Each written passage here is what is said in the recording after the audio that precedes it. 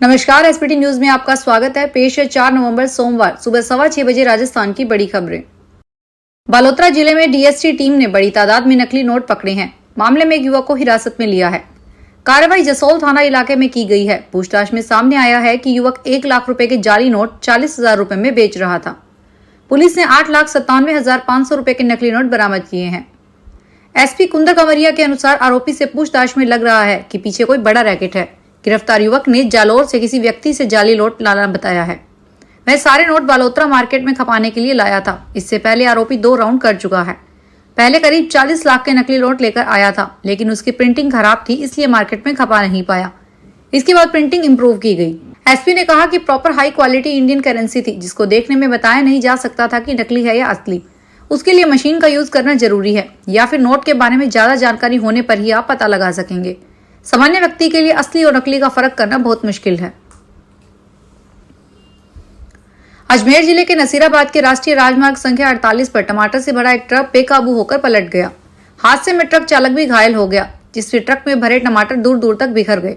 सड़क पर टमाटर बिखरे देखकर आसपास के लोग और राहगीर टमाटर लूटने में जुट गए। सूचना मिलते ही मौके पर पहुंची पुलिस ने टमाटर लूटने वाले व्यक्तियों को हटाया। प्रत्यक्षदर्शियों के अनुसार नासिक से टमाटर भरकर एक ट्रक जम्मू कश्मीर जा रहा था। कानाखेड़ी गांव के निकट पहुंचते ही तेज गति के कारण ट्रक असंतुलित हो गया और सड़क पर पलट गया।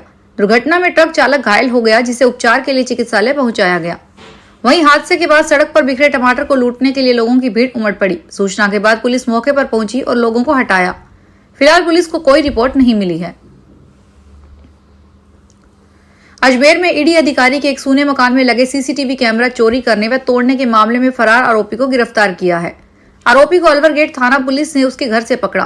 पुलिस आरोपी से पूछताछ कर रही है। बता दें कि राजकोट में आरोपी के खिलाफ ईडी अधिकारी को धमकाने का मामला भी दर्ज है। पुलिस के अनुसार केंद्र सरकार के प्रवर्तन निदेशालय में राजकोट गुजरात में पोस्टेड अधिकारी व एमडी कॉलोनी नाका मदार अजमेर निवासी जय किशन हिंगोरानी ने बताया था कि 4 अगस्त को सुबह 11 बजे जब निवास स्थान पर लगे कैमरों का स्वयं के मोबाइल से देखा तो पता चला कि 4 कैमरों में से 2 कैमरे काम नहीं कर रहे। पता किया तो पाया गया कि एक कैमरे तो तार काटकर चोरी किया गया और दूसरा कैमरा चोरी करने की नीयत से खींचा गया है और नहीं उखड़ने पर उसका तार काटकर कनेक्शन काटा गया। राहुल गांधी रविवार को वायनाड लोकसभा चुनाव के लिए बहन प्रियंका गांधी के लिए चुनाव प्रचार करने पहुंचे। राहुल ने कहा कि मैं पहली बार अपनी बहन के लिए प्रचार करने आया हूं। अब तक वही मेरे लिए प्रचार करती थी। मैं जब यहां सांसद रहा तो आपकी बहन, बेटी या मां नहीं बन सका, लेकिन अब मेरी बहन ये तीनों भूमिकाएं निभाएगी। प्रियंका ने कहा, मोदी जी का मकसद आपको बेहतर जीवन देना, नई नौकरियां, बेहतर स्वास्थ्य या शिक्षा देना नहीं है। वे बस किसी भी तरह सत्ता में बने रहना चाहते हैं। लोकसभा चुनाव में राहुल गांधी ने वायनाड और यूपी की रायबरेली लोकसभा सीट से जीत हासिल की थी।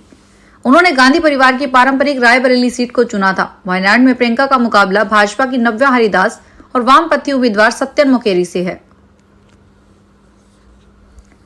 अडानी पावर ने बिजली बिल का बकाया पेमेंट करने के लिए बांग्लादेश को 4 दिन की मोहलत दी है। कंपनी ने पहले ही बांग्लादेश की बिजली आपूर्ति आधी कर दी है। ग्रुप की company Adani power Jharkhand limited ने $846 मिलियन करीब 7,118 करोड़ रुपए बकाया का भुगतान नहीं होने पर यह कदम उठाया है। बांग्लादेश के पावर ग्रिड के डेटा के मुताबिक एपीजीएल ने गुरुवार रात से इलेक्ट्रिसिटी सप्लाई में यह कटौती की है। इस कटौती से बांग्लादेश को एक रात में 1600 मेगावाट से ज्यादा की पावर शॉर्टेज का सामना करना पड़ा। 1496 मेगावाट का बांग्लादेशी प्लांट अब 700 मेगावाट पर काम कर रहा है। भाजपा के पूर्व प्रदेशाध्यक्ष और हरियाणा प्रदेश प्रभारी सतीश पूनिया राजस्थान में भाजपा के स्टार प्रचारकों में शुमार हैं। पूनिया आज सोमवार से 4 सीटों पर अपना चुनावी दौरा शुरू करेंगे। इससे पहले रविवार को अपने आवास पर मीडिया से बातचीत में उन्होंने कहा कि उपचुनाव में भाजपा हर मायने में कांग्रेस से आगे है। हार जीत का फैसला जनता करती है। उपचुनाव में कांग्रेस को कहीं से भी जनता की तरफ समर्थन नहीं दिखता है। कुछ कारकों के आधार पर चुनाव लड़ा जाता है। पार्टी का संगठन उनसे ही उत्कृष्ट है। पार्टी की रणनीति उनसे बेहतर है। उम्मीदवारों का चयन कांग्रेस से श्रेष्ठ है। दिवाली का सीजन जाते ही आज सोमवार से राजस्थान में 7 सीटों पर हो रहे विधानसभा उपचुनाव का प्रचार जोर पकड़ेगा, क्योंकि आज से 7 सीटों पर बड़े नेताओं की रैलियां शुरू होने जा रही है। इसी कड़ी में कल से कांग्रेस के राष्ट्रीय महासचिव सचिन पायलट भी धुआंधार प्रचार करने जा रहे हैं। बताया जा रहा है कि पायलट के इस प्रचार से किरोड़ी लाल मीणा की टेंशन बढ़ सकती है, क्योंकि अभी तक के प्रचार को देखते हुए लग रहा था कि बीजेपी प्रत्याशी बढ़त बनाए हुए हैं। दरअसल सचिन पायलट सोमवार से दौसा विधानसभा सीट से चुनाव प्रचार का आगाज करेंगे। सचिन पायलट दौसा में कांग्रेस प्रत्याशी दीनदयाल बैरवा के समर्थन में जनसंपर्क और चुनावी जनसभाओं को संबोधित करने के साथ साथ प्रधान कार्यालय का भी शुभारंभ करेंगे। उदयपुर के सलूमपुर जिले के झल्लारा थाना पुलिस ने विधानसभा उपचुनाव के मद्देनजर नाकाबंदी के दौरान 3,90,000 रुपए की नकदी जब्त की है। थाना अधिकारी धर्मेंद्र वाघेला ने बताया कि विधानसभा उपचुनाव को लेकर एसपी राजेश कुमार यादव के निर्देश पर अवैध शराब की तस्करी, बड़ी संख्या में नकदी लाने ले जाने सहित अवैध मादक पदार्थों के खिलाफ सख्ती से अभियान जारी है, जिसके तहत बॉर्डर चेकपोस्ट झल्लारा पर नाकाबंदी की गई। इस दौरान 3,90,000 रुपए BNSS की धारा 106 के तहत जब्त किए गए। पैसे कहां से और किस काम के लिए ले जा रहे थे, इस मामले की जांच जारी है। राजस्थान जल दाय विभाग में पिछले कई दिनों से चीफ इंजीनियर की 2 कुर्सियां खाली है। जल जीवन मिशन और तकनीकी के इंजीनियर की कुर्सियां खाली होने से अब सवाल यह है कि आखिरकार चीफ इंजीनियर की इन कुर्सियों का चार्ज किसे दिया जाएगा। हालांकि इसके लिए अब जलदाय विभाग में लॉन्चिंग तेज हो गई है। राजस्थान के विवादित जल जीवन मिशन के चीफ इंजीनियर की कुर्सी पिछले कई दिनों से खाली है। इसके साथ साथ तकनीकी के इंजीनियर की कुर्सी को भी कोई नहीं संभाल रहा। 2 कुर्सियां पिछले कई दिनों से खाली होने के बाद में अब चर्चाएं जोरों पर है कि किस इंजीनियर को चीफ की कुर्सी का अतिरिक्त चार्ज दिया जाएगा। हालांकि इसके लिए राजनीतिक और प्रशासनिक लॉबिंग में भी इंजीनियर्स जुटे हुए हैं। पाकिस्तान के पंजाब प्रांत में बसे लाहौर में गंभीर वायु प्रदूषण की स्थिति को देखते हुए लॉकडाउन शुरू किया गया है। यहाँ स्कूल बंद कर दिए गए हैं। इतना ही नहीं, पाक पंजाब सरकार सोमवार को पाकिस्तान सरकार को खत लिखेगी ताकि डिप्लोमेटिक चैनल का प्रयोग कर भारत पर दबाव बनाया जा सके। पंजाब प्रांत की मंत्री मरियम औरंगजेब ने लाहौर की स्थिति का आरोप एक बार फिर भारत पर लगा दिया है। मरियम औरंगजेब ने कहा कि आज लाहौर का वायु गुणवत्ता सूचकांक 1000 से अधिक तक पहुंच चुका है और हवा का रुख इस समय अमृतसर, चंडीगढ़ की ओर से लाहौर की ओर है। उन्होंने बताया कि भारत से आने वाली पूर्वी हवाओं की रफ्तार तेज है, जिससे लाहौर में प्रदूषण का स्तर बढ़ रहा है। करीब 5 साल पहले अलवर में पहने वाला ग्रीनफील्ड एयरपोर्ट आज तक धरातल पर नहीं आ पाया। प्रशासन इसके लिए जमीन मुहैया नहीं करा पाया। ऐसे में यह अलवर व खैरतल तिजारा के हाथ से यह प्रस्ताव निकलता तो फिर दोबारा हाथ आना मुश्किल है। फ्लाइट के लिए दौड़ जयपुर से दिल्ली होती रहेगी। ग्रीनफील्ड एयरपोर्ट का प्रस्ताव अलवर जिले के पास आया तो इसके लिए कोटा कासिम जगह तय की गई। इसके लिए करीब 110 एकड़ जमीन बंजर चाहिए थी। इसकी तलाश शुरू हुई। 2 साल तक अधिकारियों ने ऐसे ही निकाल दिए। तीसरे साल में बात सामने आई कि बंजर जमीन नहीं है।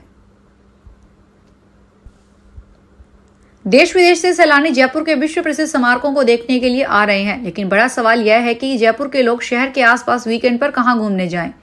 अब सरकार लोगों की इसी भावना को ध्यान में रखकर जयपुर कोटा हाईवे पर शहर से महज 40 किलोमीटर दूर चंदलाई बांध को नया वीकेंड टूरिस्ट डेस्टिनेशन के हिसाब से विकसित कर रही है।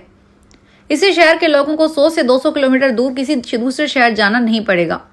सरकार चंदलाई बांध को शहर के पास नए टूरिस्ट डेस्टिनेशन की तर्ज पर विकसित करने जा रही है।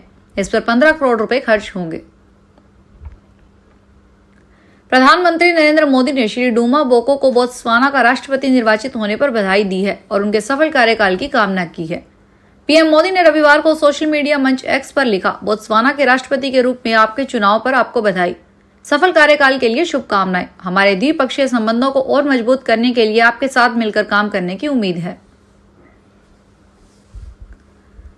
सेवा और संकल्प महासमिति के प्रदेशाध्यक्ष जबर सिंह राजपुरोहित भाजपा प्रदेशाध्यक्ष मदन राठौड़ से मिले। उन्होंने राठौड़ का मुंह मीठा करवाकर सर्वे रिपोर्ट सौंपी और बरसात के दिनों पाली शहर में जलभराव की स्थिति फिर उत्पन्न न हो, इसको लेकर राज्य सरकार से बजट उपलब्ध करवाने की डिमांड की, जिससे पाली वासियों को जलभराव की सालों पुरानी समस्या से निजात मिल सके। बता दें कि बरसात के दौरान पाली में बाढ़ जैसे हालात हो गए थे।